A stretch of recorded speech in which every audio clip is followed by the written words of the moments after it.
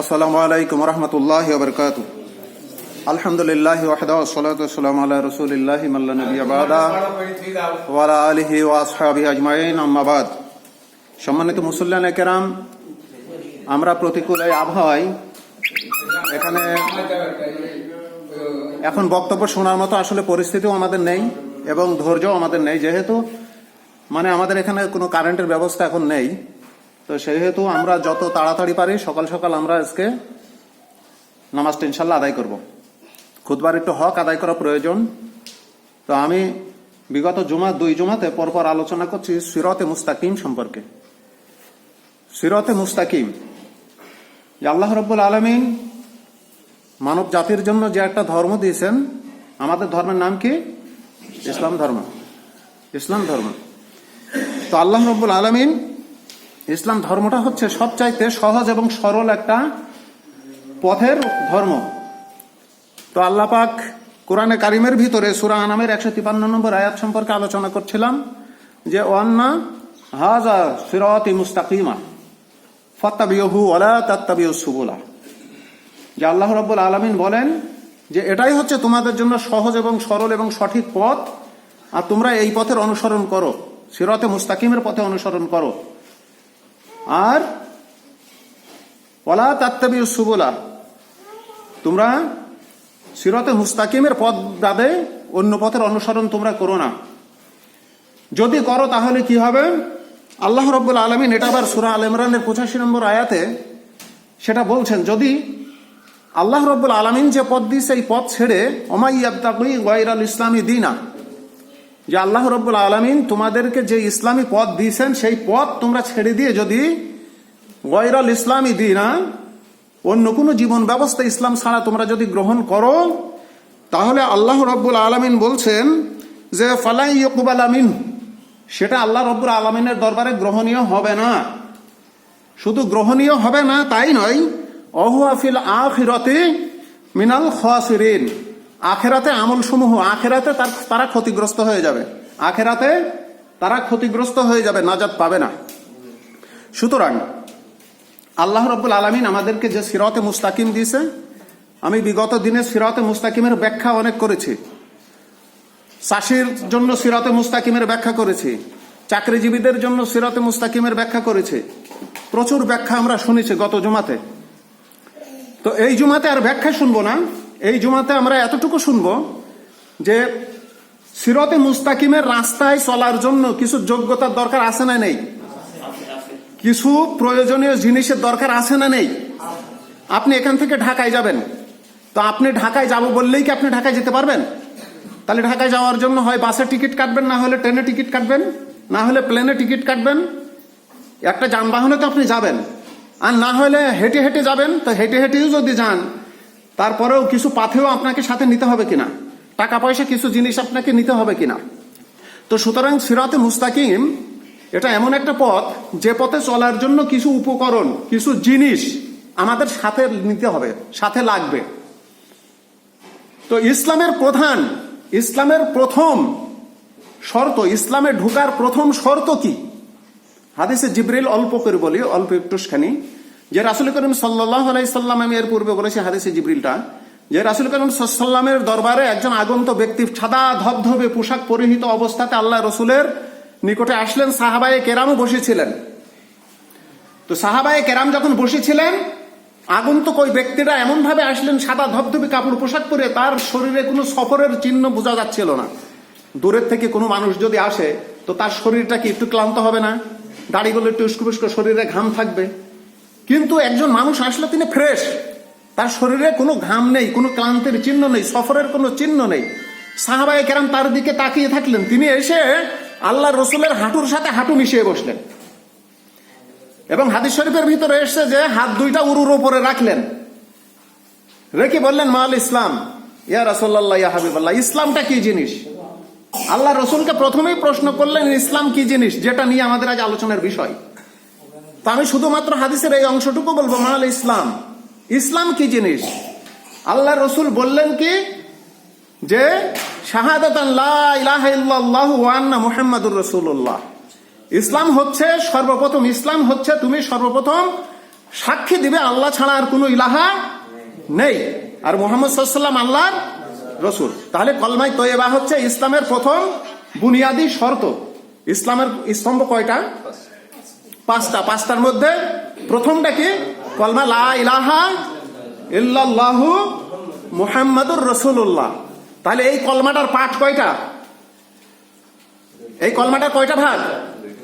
একটা হচ্ছে লা ইলাহা ইল্লাল্লাহ, এক ভাগ, আর এক ভাগ হচ্ছে মুহাম্মাদুর রাসূলুল্লাহ। আসেন আমরা একটা ভাগ আগে জেনে নিই। লা ইলাহা ইল্লাল্লাহ বলতে কি বুঝায়? আমরা সবাই তো লা ইলাহা ইল্লাল্লাহ বলি না। আপনি ওই মেথর পাড়ার মেথরের কি বলেন যে কলমাটা বলতে, সে দেখবেন লা ইলাহা ইল্লাল্লাহ বলতে পারবে। কলমা কিন্তু সবাই বলতে পারবে। হকিকত কি? কলমার হকিকতটা কি? আমরা যে সিরাতুল মুস্তাকিমের পথে আছি কি না, এই জায়গায় হচ্ছে আকীদার প্রথম শর্ত হচ্ছে আকীদার যে কলমা লা ইলাহা ইল্লাল্লাহ, যে এক আল্লাহ ছাড়া আর কোনো ইলাহা নেই। অর্থাৎ আসমানে নেই, জমিনে নেই, আসমান জমিনের মধ্যবর্তী কোথাও নেই। আল্লাহ ছাড়া কোনো আইনদাতা নেই, আল্লাহ ছাড়া কোনো বিধানদাতা নেই, আল্লাহ ছাড়া আর মানুষের প্রতিপালক বলতে কেউ নেই। এই বিশ্বাসটা আমাদের অন্তরের ভিতরে কি করতে হবে? পোষণ করতে হবে। এটা হচ্ছে আকীদা প্রধান শর্ত, যে লা ইলাহা ইল্লাল্লাহ, আল্লাহ ছাড়া আমার কোনো আইনদাতা নেই, কোনো বিধানদাতা নেই, আল্লাহ ছাড়া কোনো জীবনদাতা নেই, আল্লাহ ছাড়া আমার কেউ নেই, কোনো হুকুমদাতা নেই, আল্লাহ হচ্ছে একমাত্র আমার প্রতিপালক। এই বিশ্বাসটা অন্তরের ভিতরে লালন সর্বদা করতে হবে। না কিছুক্ষণ করবো কিছুক্ষণ করবো না, সুবিধাবাদী জিন্দাবাদ, এরকম হবে নাকি? সদা সর্বদা যে আল্লাহ ছাড়া এই পৃথিবীতে আর কেউ মানুষের জন্য আইনদাতা, মানুষের জন্য বিধানদাতা, মানুষের জন্য হুকুমদাতা, এগুলো আল্লাহ ছাড়া আর দুনিয়াতে কেউ নাই। এই আকীদা আমাদেরকে পোষণ করতে হবে। এই আকীদা পোষণ করার পরে কিছু কাজ অটোমেটিক আপনার উপরে এসে যাবে। এখন আসি আমরা সেই কাজগুলো কি। প্রথম কাজ হচ্ছে আকাশ এবং পৃথিবীতে যা কিছু আছে সব কিছু কার? আল্লাহর। শুধু আল্লাহর নাই, আল্লাহর সৃষ্টি। সবকিছু কি? আল্লাহর সৃষ্টি। আল্লাহ ছাড়া আর কাউকে পৃষ্ঠপোষক, আল্লাহ ছাড়া কাউকে পৃষ্ঠপোষক মনে করা যাবে না। আল্লাহ ছাড়া কাউকে পৃষ্ঠপোষক মনে করা যাবে? আল্লাহ ছাড়া কাউকে পৃষ্ঠপোষক মনে করা যাবে না। কাউকে বিপদ দূরকারী মনে করা যাবে? কাউকে বিপদ দূরকারী মনে করা যাবে না। আল্লাহ ছাড়া কারো বিপদ দূরকারী এটা যেন কখনো মনে না হয়, এবং আল্লাহ ছাড়া কেউ রক্ষা করতে পারবে এটাও মনে করা যাবে না। এটা হচ্ছে প্রধান শর্ত, প্রথম শর্ত। তাহলে আল্লাহ ছাড়া আমাদের কেউ প্রয়োজন পুরা করতে পারবে না, বিপদ দূর করতে পারবে না। আল্লাহ রব্বুল আলামিন ছাড়া আমাদের কেউ রক্ষা করতে পারবে না। এখন আপনি যদি এর বিপরীতে মনে করেন যে আল্লাহ ছাড়া অমুক আমাকে রক্ষা করবে, অমুকের জন্য বাঁচবো, তাহলে কলমার ভিতরে কি হয়ে যাবে? শিরক। কলমার ভিতরে কি হয়ে যাবে? শিরক হয়ে যাবে। তাহলে এটা করা যাবে না। খুব সংক্ষেপে বলি, 2 নম্বর, আল্লাহ ছাড়া কাউকে কল্যাণকামী মনে করা যাবে না। আমার কল্যাণ করতে পারবে কোনো পীর সাহেব, কোনো বুজুর্গ সাহেব, কোনো উস্তাদ সাহেব, কোনো নেতা সাহেব, কোনো অমুক সাহেব, কোনো তমুক সাহেব আমার কল্যাণ করতে পারবে, এই আকীদা যদি কেউ পোষণ করে তাহলে তার লা ইলাহা ইল্লাল্লাহ হবে না। তার লা ইলাহা ইল্লাল্লাহ আল্লাহর দরবারে কি হবে না? গ্রহণযোগ্য হবে না। তাহলে কারো উপরে ভরসা করা যাবে না, কারো কল্যাণকামী মনে করা যাবে না, কারো উপরে নির্ভর করা যাবে না যে আমি অমুকের উপরে নির্ভর করি, অমুক যা করে তাই, এই কথা নিজেকে বলা যাবে না। এইগুলো খুব ভালোভাবে মনে রাখতে হবে। 3 নম্বরে হচ্ছে আল্লাহ ছাড়া কারো নিকট দোয়া প্রার্থনা করা যাবে না, বা এই মনে করা যাবে না যে অমুক যদি দোয়া না করে তাহলে মনে হয় আল্লাহর নিকট আমাদের দোয়া কবুল হবে না। পীর সাহেব ছাড়া আমার দোয়া আল্লাহর দরবারে কবুল হবে না, অমুক সাহেব ছাড়া আমার দোয়া আল্লাহর দরবারে কবুল হবে না। মাজারে গিয়ে অনেকে কিছু চায় না বলেন তো? মাজারে গিয়ে চাই। দেখবেন বাইজিদ বোস্তামিতে দীর্ঘদিন আমরা চট্টগ্রামে ছিলাম, দেখেছি মানুষ ওখানে গিয়ে সন্তান চাই আর লাল সুতা বান্ধে গাছে।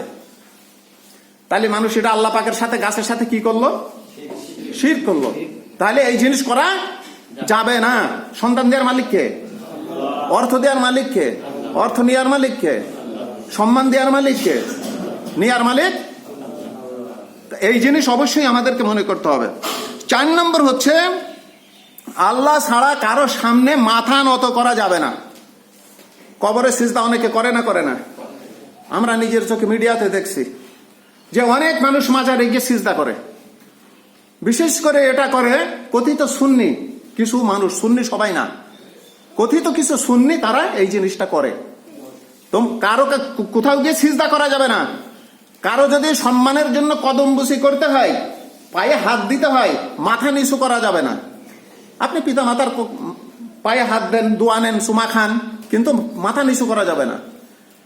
তাহলে আমাদের এই নম্বরে আকীদায় এসে কারো নিকটে মাথা নত করা যাবে না। সর্বশেষ হচ্ছে আল্লাহ ছাড়া কাউকে রাজাধিরাজ, হুকুমদাতা, আইনদাতা, বিধানদাতা এগুলো মনে করা যাবে না। সম্পূর্ণ শিরক মনে করাটা হচ্ছে সম্পূর্ণ শিরক। তো আজকে সংক্ষিপ্তভাবে আমরা ইনশাআল্লাহ এতটুকু আলোচনা করলাম। আমাদের সকলের ভিতরে এই আকীদাটুকু অবশ্যই থাকতে হবে। এখন হচ্ছে আমাদের